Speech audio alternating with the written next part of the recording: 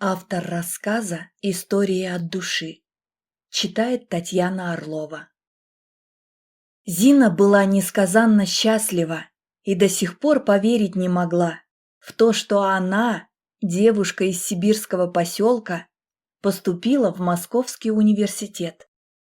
Мать с гордостью смотрела на дочь. Весь поселок только про тебя и говорит. Глядишь, мол, Зинка на весь Союз нашу Потаповку прославит. Ну, дочка, ты там не посрами. Обещаю, мама, вам не будет за меня стыдно. Воспитывали Зину мама с бабушкой. Отец ушел из семьи, когда девочке было 3,5 года. С тех пор в ее жизни он не появлялся. Об отце у Зины остались смутные воспоминания. Усы. Колючие усы. Вот что запомнилось. Бабушка Зины распереживалась не на шутку. Слово «столица» ее пугало. «Ох, боязно мне тебя отпускать, Зинка! Сердце даже разболелось. Как ты там будешь одна, в такой дали от родного дома? Город-то какой огромный! По телевизору сколько раз показывали. Нет, не нравится мне все это!» Смахивала слезу старушка. «Все будет хорошо, бабулечка. Я справлюсь. Столица, ведь это такие возможности.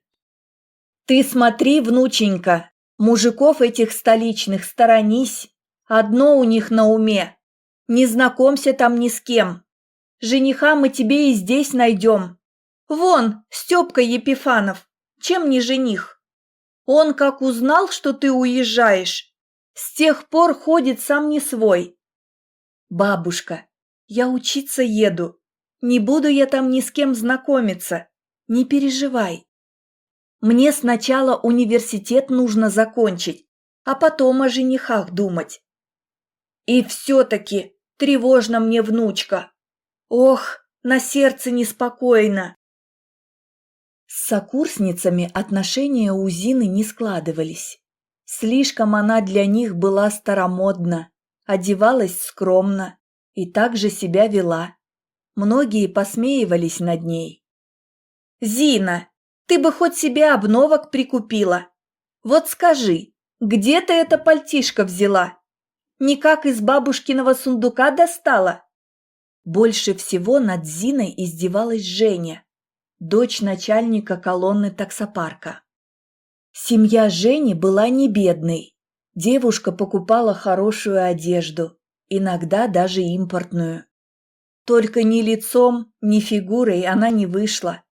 Поэтому откровенно завидовала симпатичной Зине с точеной фигурой. Зине, конечно, было обидно слышать издевки, но виду она не подавала, молча терпела. Позволить себе новую одежду она не могла. Жила Зина в студенческом общежитии. Ее соседки по комнате вечерами гуляли по городу, ходили на танцы. Только Зина проводила все свободное время за учебниками. Неудивительно, что Зина была одной из лучших студенток курса. «Слушай, Зина, я смотрю, ты такая умная. Помоги мне с контрольной», – приставала к ней Женя. «Не просто так, конечно. Отблагодарю. Чулочки у меня имеются, чехословацкие, между прочим. Ты такую красоту и не видела никогда, не то что носить. Представляешь, как приедешь летом в свою деревню? Ты же там богиней будешь!» Едва сдерживала смех Женя. «Не нужны мне твои чулки, не стану я тебе помогать», – обиделась Зина. Ей надоели издевки со стороны Жени. «Ну да, что-то я не подумала», – окинула ее с ног до головы Женя. «Зачем тебе такая вещь под твое-то барахло из бабушкиного сундука?» После этого разговора Зина каждую свободную минуту посвящала учебе. Ходила в библиотеки, брала специализированную литературу и читала. Зина не сомневалась, что упорный труд поможет ей добиться в жизни многого. И больше над ней никто не будет смеяться. Окончив первый курс на отлично, Зина на каникулы уехала домой, взахлеб рассказывая маме и бабушке про свою учебу. «Ты нам лучше про город расскажи», – просила мать.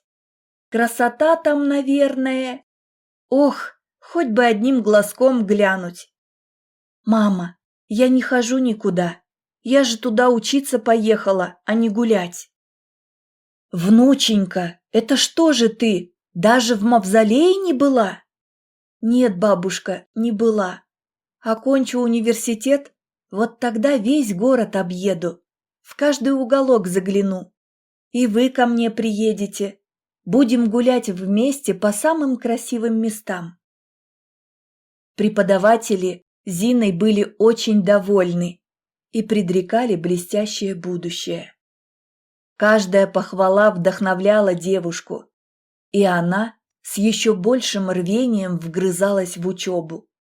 Ее знания были гораздо шире программы университета. Учась на 3-м курсе, Зина однажды услышала разговор 3 парней в коридоре вуза. Научная тема, которую они обсуждали, была ей знакома и очень интересовала ее. Зина подошла, скромно и вежливо поправила одного из парней. Его утверждения казались ей неверными. «Да, пожалуй, вы правы. Не готов с вами спорить». Парень был явно ошеломлен. «Позвольте представиться.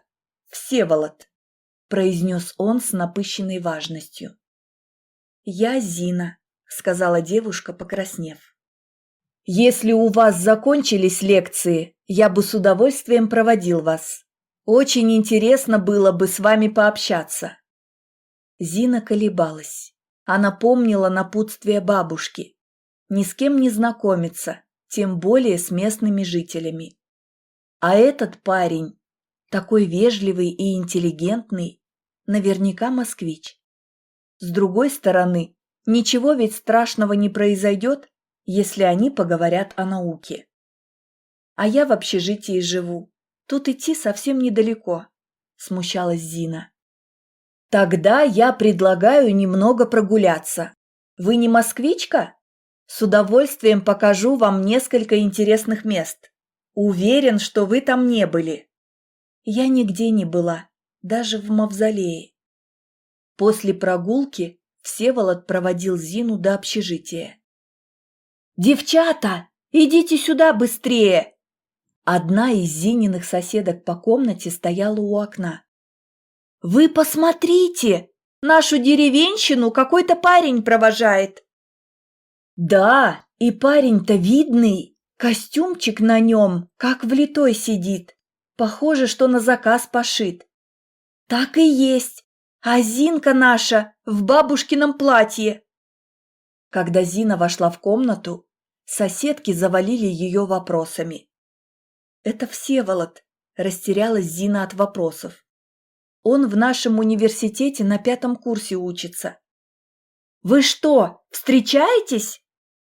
«Нет, что вы. Мы сегодня случайно познакомились в университете. Всеволод предложил обсудить одну научную тему». «Красивый парень. Ты смотри, Зинка, не влюбись. Не пара он тебе». «Да будет вам, девчата. Мы же только о науке с ним разговаривали. Он сказал, что со мной очень интересно поговорить», – сияла девушка. Зина и Всеволод продолжили встречи. Парень показывал ей город. Зина часто писала письма домой. Теперь в каждом письме она рассказывала родным о том, где ей удалось побывать. Конечно, про Всеволода она не упоминала. Но Зинина бабушка сразу почувствовала неладное. «Ну все, влюбилась наша Зинка». «Мама, да что ты такое говоришь? Зиночка ни о чем другом, кроме учебы, не думает». «Раньше не думала, а теперь вон, гулянки начались. Сама посуди, не одна же она гуляет». Конечно, не одна, с подружками. Ой, чует мое сердце, не к добру это. А тем временем Зина сама не понимала, что с ней происходит. Будто заболела. Как ни старалась она переключить мысли на учебу. Но в голове был только он, Всеволод. «Что же я делаю?» – ужаснулась Зина. «Мне же учиться надо.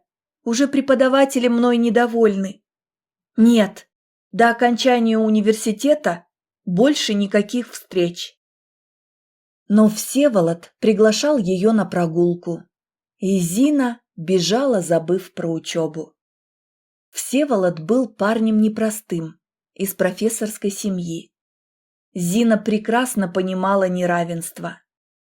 «Сева, а что будет дальше?» – спрашивала она через полгода знакомства. «Как твои родители ко мне отнесутся? Я же девушка провинциальная, из простой рабочей семьи, без отца». «При чем здесь мои родители?» – искренне удивлялся парень. Знакомить их с Зиной он и не думал. «И я уже много раз тебя просил, не называй меня Сева. Мое имя Всеволод». Вскоре у Всеволода началась серьезная работа над дипломным проектом. И их встречи стали редкими. Виделись в основном в стенах университета, обмениваясь несколькими фразами. «Сохнешь по нему?» – язвительно усмехнулась Женя, увидев, как Зина прощалась с Всеволодом на ступенях университета. Зина прошла молча. «Зин, ты что надулась? У меня к тебе дело есть», – продолжила Женя. «Не может у нас быть никаких дел», – чуть слышно сказала Зина. «А ты все-таки послушай. В общем, долгов у меня полно. Контрольные там всякие, курсовые. Возьмешься? А я тебе за это не что-нибудь, а целую путевку на море. В августе на 2 недели». Зина никогда не была на море. Побывать там она мечтала с детства. Но тогда возможности не было. Собственно, не было ее и сейчас. И вот он, шанс. «Женя, зачем ты выбрала эту специальность?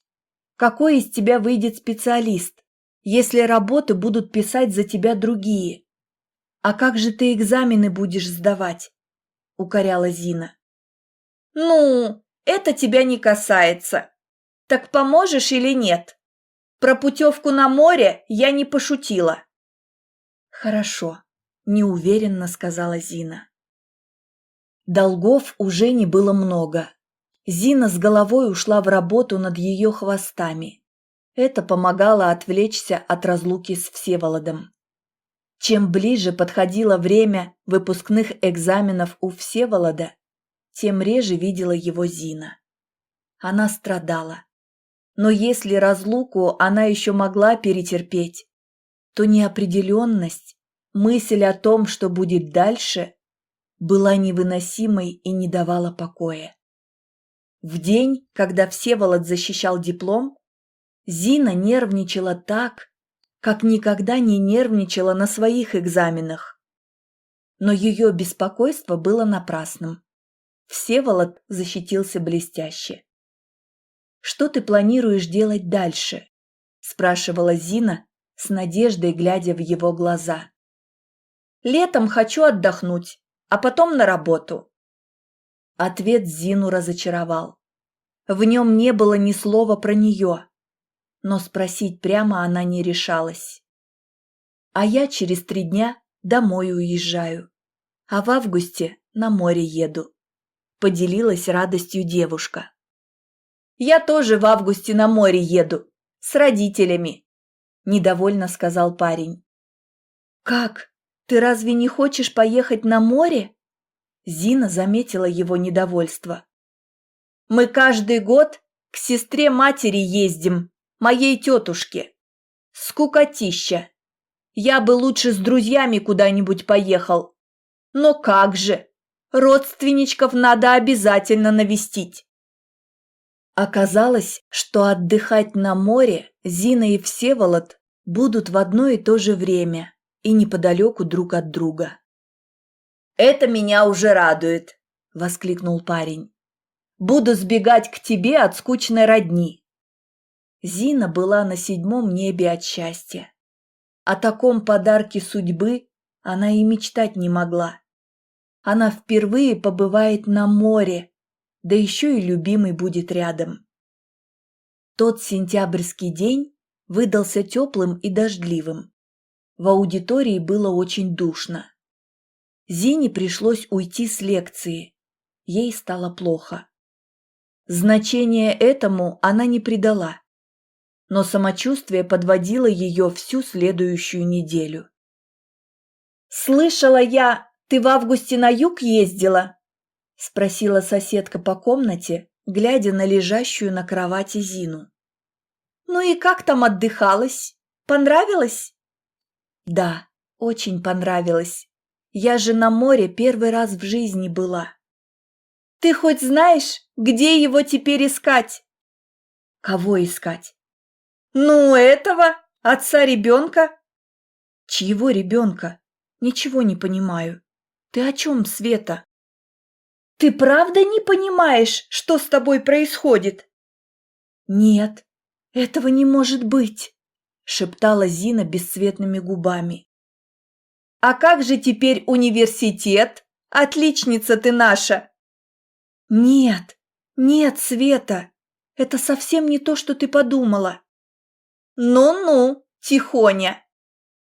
На следующий день Зина, чувствуя себя все так же плохо, пошла в больницу. Ее опасения подтвердились. «Будет ли рад Всеволод?» – сомневалась Зина. После возвращения с курорта они почти не виделись. Всеволод постоянно ссылался на занятость. Нет, Всеволод, услышав новость, был вовсе не рад. «Зина, ты же понимаешь, сейчас не до ребенка, ни мне, ни тебе. Я только устроился на работу, а тебе еще 2 года учиться. Ты очень, очень умная девушка. Тебе обязательно нужно закончить университет. С твоими знаниями ты далеко пойдешь». «А что же теперь делать, Сева?» «Не называй меня Сева!» «Как мне быть, милый?» «Ну, я не знаю, решать тебе. Но я не готов. Нет, нет, я не готов быть ни мужем, ни отцом». Зина, рыдая, бросилась бежать. Всеволод хотел ее догнать, но передумал. Вечером в комнату, где жила Зина, пришла вахтерша. «Зина, спустись вниз, там тебя ждут».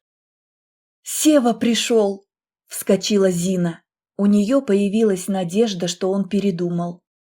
Вместо Всеволода Зина увидела незнакомую женщину. Женщина имела ухоженный вид и была хорошо одета. Зина сразу догадалась, кто она. «Всеволод рассказал вам?» – тихо спросила Зина. «Послушай, девочка, ты не на того замахнулась. Тебе не удастся привязать к себе моего сына ребенком. И вообще, есть ли он, этот ребенок, или ты все придумала?» «Я в больнице сегодня была, у меня справка есть». «Не порть жизнь моему сыну, она у него только начинается. Жениться на тебе он не собирается. Да и мы с отцом не позволим ему это сделать. Я так поняла, ты собираешься оставить ребенка? Ты подумай». «Я уже все решила. Конечно, я оставлю ребенка. Мне от вас ничего не нужно». «Если любишь моего сына, о том, что это его ребенок, никто не должен узнать. Сама понимаешь, каким это будет пятном на его биографии. О карьере можно будет забыть. Скажи, что ты хочешь? Денег? Сколько?» «Я же сказала, мне от вас ничего не нужно». «Ну-ну, тише, ты свою гордыню оставь. Знаю, что семья у тебя не богата. Подумай о том, на что ребенка будешь содержать. Вот. Женщина протянула конверт. Ты меня поняла? Никому ни слова. Все, о чем мечтала Зина с детства, не сбылось. Университет ей пришлось бросить. Зина не осмелилась сообщить родным о своем положении. В письмах писала, что учится, и все у нее замечательно. А на каникулы не приезжает, потому что практика, подработка, в общем, куча забот. О том, что у нее есть внук, Зинина мать узнала, когда Павлику было уже 2 года. Зина приехала на похороны бабушки вместе с ним. Оставить ребенка ей было не с кем. «Ой, да что же это делается?» – причитала мать. «Дочка, ну почему ты нам ничего не сказала?» «Стыдно мне, мама. Вы с бабушкой такие надежды на меня возлагали. Я мечтала, что отучусь, на работу хорошую устроюсь. Буду вам помогать, чтобы вы ни в чем не нуждались. Вы для меня столько в жизни сделали, а я не оправдала. Ничего, дочка, ничего. Что ж теперь? Зато вон, внучок у меня какой!» Погладила женщина Павлика по пшеничным волосам. «А отец-то его где?» «Мы расстались. Своего сына он даже не видел ни разу. Не нужен», – тяжело вздохнула Зина. «Вот говорила же тебе бабушка, не послушала». «Мама». «Ладно, правда, что ж теперь? У бабушки сбережения остались, забери их».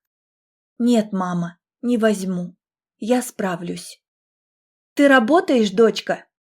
«Да, дворником». «Зина, возвращайся домой. Здесь, в райцентре, завод построили. Найдешь там себе работу получше. Ну, что ты там в этой Москве?» «Нет, мама, я останусь там. А дворником я устроилась, потому что мне служебное жилье дали. Отработаю еще 9 лет и получу квартиру». 9 лет? Дворником? Ты у меня такая умная! Ты мозгами должна работать, а не метлой и лопатой!» «А я ни о чем не жалею», – махнула рукой Зина, с любовью глядя на своего сынишку. Не успела мать Зины выйти на улицу, как налетели любопытствующие. «Это что же ты, бабушкой уже стала? А мы и не знали. Ты бы хоть похвалилась. Ох, бабоньки, ну все ж вам нужно знать. А что, Зина не замужем? Почему она без мужа приехала?» «Замужем, Зина, не переживайте. Работает ее муж, деньги зарабатывает. Да и что ему, москвичу, делать в наших глухих краях? Что-то не больно Зина по-столичному одета. Я в этом пальтишке ее видела, когда еще здесь она жила». «Да, старая пальтишка. Они с мужем деньги на машину копили, не до обновок было». «И что, купили машину?» «Конечно, купили. И не какую-нибудь, а Волгу». «Волгу? Да будет тебе, врешь». «А что мне врать? Да, дочка моя по Москве да на Волге катается. Вот так-то». Мать Зины насочиняла от души. Пусть местные сплетницы сходят с ума от зависти. Зина стояла у окна и смотрела на метель, бушующую за окном. «Ох, с утра опять будет работы невпроворот», – сокрушалась она. «Второй день метет, не переставая. Хоть бы ненадолго утихла. После сегодняшней работы спина болит не разогнуться». В 4:30 зазвонил будильник. Рабочий день дворника начинается рано. Уходя, Зина заботливо поправила свалившееся с Павлика одеяло. Время летит быстро. Павлик уже второклассник. Мальчик он самостоятельный и ответственный. Сам проснется, разогреет завтрак, соберется и отправится в школу. Мама в это время будет еще на работе. Павлик в последнее время часто спрашивал о своем отце. Как и любой мальчишка в его возрасте, он мечтал, чтобы у него был папа, сильный и смелый. Папа, которым Павлик бы гордился и во всем на него равнялся. Что могла ответить Зина? Всеволод за все эти 8 лет ни разу не поинтересовался сыном, будто его и нет. Зина слышала, что Всеволод женился лет 5 назад на девушке своего круга, из семьи столичной интеллигенции. Зина не искала встреч с Всеволодом. Зачем? Не нужен ему сын, значит, не нужен.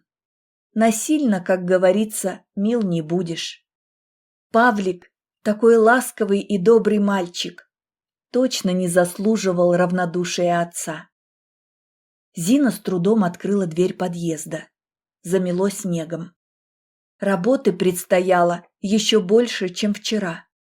Спина болела, но Зина не привыкла жаловаться и роптать на судьбу. Она принялась за работу. Снег под утро немного утих. Город еще спал. На улице безлюдно и темно. Только тусклый свет фонарей слегка освещал ее. Вдалеке Зина увидела какой-то большой предмет. Пригляделась. Неужели старый ковер выбросили? Ну что за люди? Бросают прямо на улице. Никакого уважения к моему труду. Была раздосадована Зина. Она подошла ближе и отпрянула. Это был не ковер, а мужчина. «Мужчина, вставайте!» – тормошила его Зина. «Слышите? Холодно, замерзнете ведь, а я вас поднять не смогу!» Незнакомец в ответ бормотал что-то невнятное, но вида был вполне приличного, совсем не похож на алкоголика. «Мужчина, ну вставайте же! Не могу же я вас здесь бросить! Мужчина, вы слышите? Сейчас уже раннее утро! Вас наверняка дома ждут, волнуются!» Мужчина продолжал бормотать. Зина побежала на соседний участок. Там работал дядя Петя, крепкий мужчина лет 60. Он должен помочь. Не бросать же человека. «Дядя Петя! Дядя Петя! Помогите!» – прибежала Зина. «У меня там на тротуаре мужчина лежит!» «Что, убили, что ли?» «Ой, да что вы такое говорите? Этого мне еще не хватало! Живой он, живой! Пьяный, похоже!» «Ну, раз пьяный, вон телефон-автомат, вызови милицию!» «Его же в вытрезвитель заберут, оттуда на работу сообщат, а там сами знаете. А человек с виду приличный, ну с кем не бывает. Зачем жизнь ему портить? Помогите, дядя Петя!» «Тьфу! Да что он тебе дался, мужик этот? Родной он тебе, что ли? У меня работы еще полно. Метель 3 сутки бушует». «Дядя Петя, пожалуйста!» «Ладно, пойдем, но с тебя бутылка». «Хорошо». «А куда тащить-то его?» «Куда?» Зина растерялась. «Домой ко мне, наверное». «Да ты что, сдурела, девка? Незнакомого мужика в дом к себе потащить? А если он бандит какой?» «Да говорю же, приличный с виду человек». «Ну, дело твое. Домой к тебе, так домой. С тебя бутылка, не забудь. Показывай, где этот приличный человек валяется». Дядя Петя затащил мужчину, продолжавшего что-то бормотать, в квартиру Зины. Уложил на застеленный диван. «Ну, вот, готово. А дома-то у тебя бутылочки не имеется?» «Нет, дядя Петя, я сегодня обязательно куплю и принесу вам. Ладно. Ох, Зинка, хорошая ты девка. Добрая, честная, умная. Что ж ты все одна? Я не одна.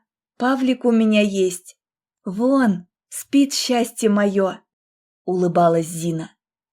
Да я про мужика говорю. Ладно, некогда нам с тобой разглагольствовать. Работы полно. Пойдем уже. Зина с дядей Петей вышли из квартиры. Зина старалась управиться как можно быстрее, но натруженная спина ныла, не давая работать в ускоренном темпе. «Что же я все-таки наделала?» – мысленно корила себя Зина. «Незнакомого мужика в дом притащила. Прав дядя Петя. Вдруг он бандит. Ладно, в квартире из вещей ничего ценного нет. Зато там самое дорогое, что есть в моей жизни. Сын Павлик. Нет, нужно бежать домой. И пусть хоть выговор на работе делают». Зина, схватив лопату, побежала домой. Павлик уже должен проснуться. Точнее, судя по времени, сейчас завтракает. На сердце было так тревожно, что не сразу вставила ключ в замочную скважину. Вошла в квартиру. Тишина. «Павлик!» – крикнула Зина с порога. «Тише, тише!» – услышала она приятный мужской голос. У Павлика температура поднялась. «Извините, пришлось немного у вас похозяйничать. Я в аптечке нашел необходимые лекарства, дал их Павлику и уложил его спать». «Как же температура? Я уходила чуть больше 2 часов назад. Не было у него температуры». «Простите, думаю, вряд ли вы проверяли». «Не проверяла», – задумчиво ответила Зина. Она вспомнила, что Павлик спал, скинув с себя одеяло.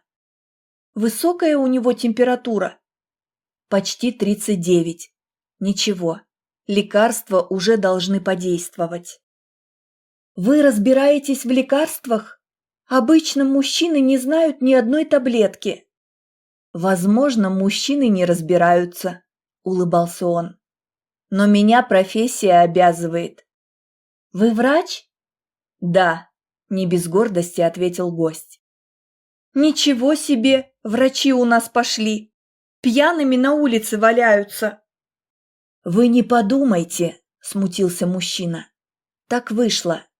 Простите, что доставил вам неудобства. Я ведь совсем не пью. А тут повышение у меня на работе. Меня заведующим отделением назначили. Я решил отпраздновать с коллегами в ресторане. Я знаю, что прием алкоголя мне противопоказан. Я и не собирался пить, но все же не удержался, поддался на уговоры коллег. Выпил всего 2 стопки. Всего 2. Из ресторана выходил с ясной головой. Но вот до дома не дошел. Скажите спасибо, что есть такая профессия – дворник. Мы на работу раньше всех выходим, да еще метели это 3-е сутки. А так неизвестно, сколько бы вы еще в этом сугробе пролежали. Какой стыд! Я даже не помню, как очутился в сугробе. Спасибо вам большое за мое спасение. Меня, кстати, Виктор зовут. Ваше спасение, Виктор, обошлось мне в бутылку 40-градусной. Неужели вы думаете, что я могла бы сама дотащить вас до дома? Мне помог дворник с соседнего участка. А зовут меня Зина. Рад, очень рад нашему знакомству. Я вам все возмещу. А вы смелая женщина. Привести пьяного незнакомца к себе домой? Глупость я совершила. Вы очень добрый человек, Зина. Нам пора. Вас наверняка родные ищут, с ног сбились. А мне работу доделать надо. Как же Павлик? Попрошу соседку посидеть с ним немного. А меня никто не ждет. Я один живу. Давайте вашу лопату. Зачем это? Пойдемте, покажете фронт работ. Мне сейчас будет полезно поработать на свежем воздухе. Виктор положил руку на лоб спящего Павлика. Температура спала. Пойдемте. Когда Зина вернулась домой, Павлик уже проснулся. «Как ты себя чувствуешь, сынок?» «Горло болит. А где дядя Витя?» «Он ушел. А когда он придет?» «Паша, он не придет больше. Почему он должен прийти? Он незнакомый нам человек. Замерз он на улице. Вот я и пустила его погреться». «Дядя Витя очень хороший. Я сказал, что хотел бы научиться кататься на коньках, а он обещал, когда я выздоровею, сводить меня на каток». «Поправляйся, сынок, скорее, я свожу тебя на каток, обещаю», – подмигнула Зина. «Отлично! Значит, я пойду на каток 2 раза. 1 раз с тобой, другой с дядей Витей». «Паша, забудь про дядю Витю. Он больше не придет». «Придет, вот увидишь. Он же мне обещал». Зина вызвала врача и отправилась на свой участок. Виктор уже должен был закончить работу. Нужно забрать у него рабочий инструмент. Зина обнаружила, что работа сделана на совесть. Вот только Виктор уже ушел. «Что же теперь делать?» – сокрушалась Зина. «Где искать мою лопату? Есть, конечно, еще одна, но неудобная она совсем. Это была гораздо лучше». Поздно вечером опять пошел снег. Утром Зина, как обычно, в 5 утра отправилась на работу. Уходить на больничный она не стала. Павлику стало лучше.